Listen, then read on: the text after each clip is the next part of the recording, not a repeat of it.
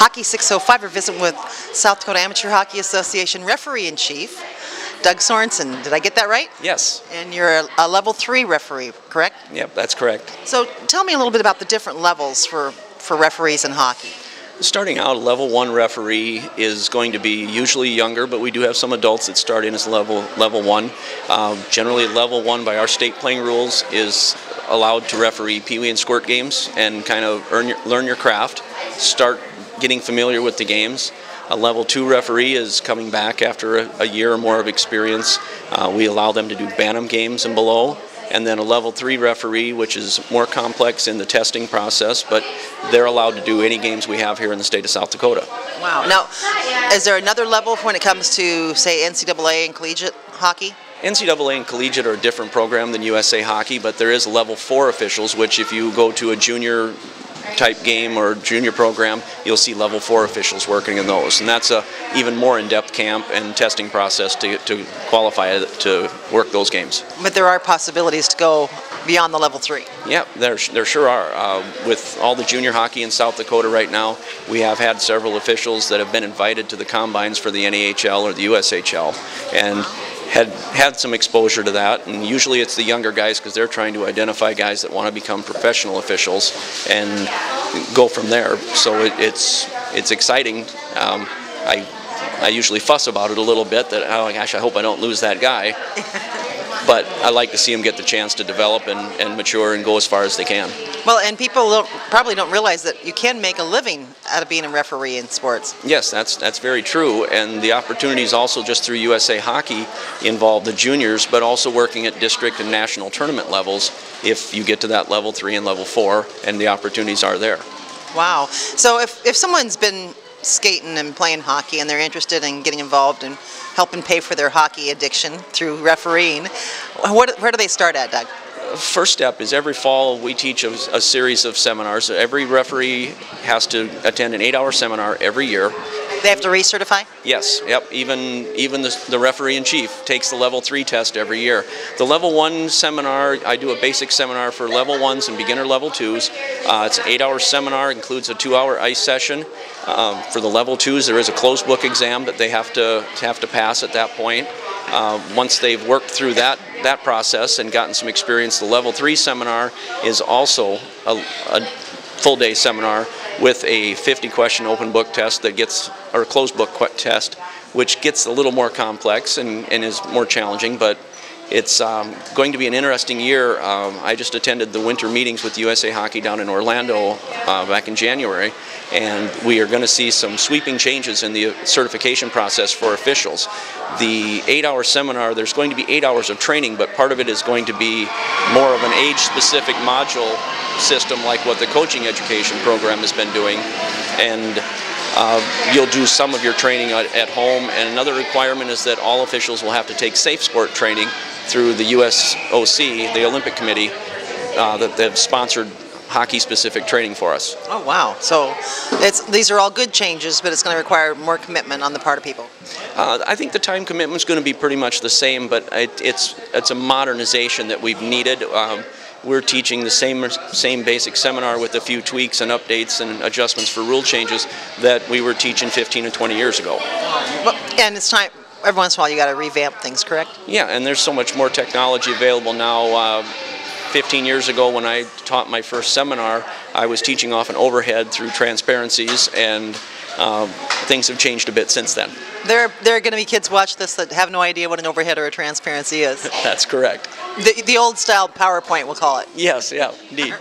All right, Doug. So for someone that's going to get started, what does it cost to go through the coursework, and what can they expect to pay for their uniform? Okay, registration for an official, basic thing they need to start out is there's a $35 registration fee with USA Hockey that we pay. That opens up the open book test that everyone has to take, and we'll show you where the seminar dates are because you have to complete both. Most players starting out, if they have a black helmet and a visor for it, striped shirt, and a pair of black sweatpants will get you started. And you can become a zebra on skates. That's right. So one of the things that I know we lose a lot of youth sports referees is to kids being basically harassed by fans in the stands. Is that much of an issue in hockey? Yes, it is. Throughout the country, USA Hockey, we replace about half of our officials. There's usually 28,000 officials registered across the country, and we replace 14 to 15,000 of them every year. Wow, that's a tremendous turnover rate, and you can see that when you see some of the parents that, in the stands and fans that just can't seem to help themselves. Yeah, and it is. It's really intimidating for a 13 or 14-year-old kid that's just learning to officiate a game, wants to do it because they love hockey, want to make a few dollars. You know, it's kid's first job ever, and you've got a 40-year-old man standing behind the bench screaming at him. We still program our kids to be respectful of adults, and in that situation, quite often, you end up with a kid that just, I don't ever want to go out there again. And the biggest thing that I try to remind people is that just like the players are entitled to make mistakes playing in a Pee Wee game, the officials are entitled to make mistakes to learn from them. That's the whole growth process, and we want to be able to grow and develop and learn. And we sometimes forget that they're human beings, and mistakes are made. You know, a 13-year-old kid has absolutely no bias. His biggest thing is, you know, how can I get through this game without being screamed at oftentimes? And we hope that they would, people would remember that, especially at the younger age groups, but at all levels, that, you know, the referees are out there doing their best. They don't have a bias, and sometimes we don't see things. Yeah, well, we've visited with a lot of referees in a lot of different sports over the years, and we've discovered that for the vast majority of them, just about every one of them, wants to still be around a sport they love. They'd like to make a little bit of money to support their going to that sport, and they want to give the kids on the ice or on the field or wherever it may be a good game. You bet, exactly. This job takes a lot of my time. I'm a volunteer position, and my wife asks me sometimes why I put up with this, and I've got two grandsons that play hockey down at the 6 and 8-year-old level, and who's going to referee those games 10 years from now when they're playing high school hockey if we don't keep building it? And I was appointed to the position, so I feel obligated to continue to try to develop those young officials, because some of us old guys aren't going to be around forever. Well, and speaking of some of those young officials there, who are some of the young officials across the state that are really starting to rise and shine for South Dakota hockey?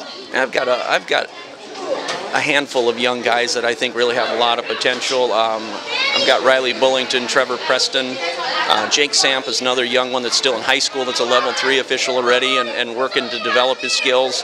I got guys all across the state that we just got to give them the chance and give them some time to develop, that we'll have some really good officials. Well, and as girls hockey continues to grow across the state, there'll be more of a request for female officials. What kind of a response do you have from female hockey players to become referees? Pitiful. Right now I've got, I believe, 2 young ladies that are officiating that are beyond the beginner phase, and for a lot of these players that will graduate after this, you know, this is their last weekend of playing hockey. This is a chance for them to stay involved, and I can find national tournaments for female officials far easier than I can for guys, just because of the sheer numbers. And a lot of times gals are a little bit shy about putting themselves out in the spotlight, and I want to let them know they got the backing, and we're going to do whatever we can to get them to develop. Well, this is a good a place as any to get that word out to those girls, isn't it? It sure is. All right. Well, Doug, we have lots of more questions. Well, I have one more question before we wrap it up, and we're getting inundated with people wanting to get to the concession stand. How many referees are there currently in South Dakota? I've got about 170 active referees at this time. That's a pretty good number, but let's see what we can do to make it bigger. It seems like a good number for the small amount, but probably 60% of them are level 1s that are new beginners, that Pee Wee age kids that said, well, I'll give it a try, or mom or dad gave them a gentle boost in that direction to get them to have a job to make their own money. So it's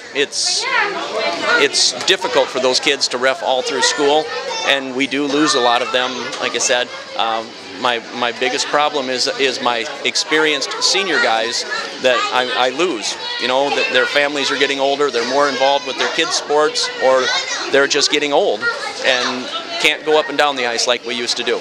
So let's get a few more of those young kids in and and grow the referee program as well as hockey across the board. Yes, indeed. Registration will open the 1st of August every year.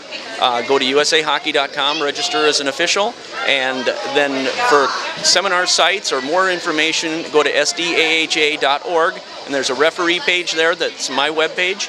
It's got my contact information, email, and phone, and we'll do whatever we can to get you working. All right, well, sounds good. And so we're going to issue a challenge right here at the girls varsity tournament to these girls that are graduating or still in school to go out there and get their referee certification. Does that sound all right? I'd love to see it. All right.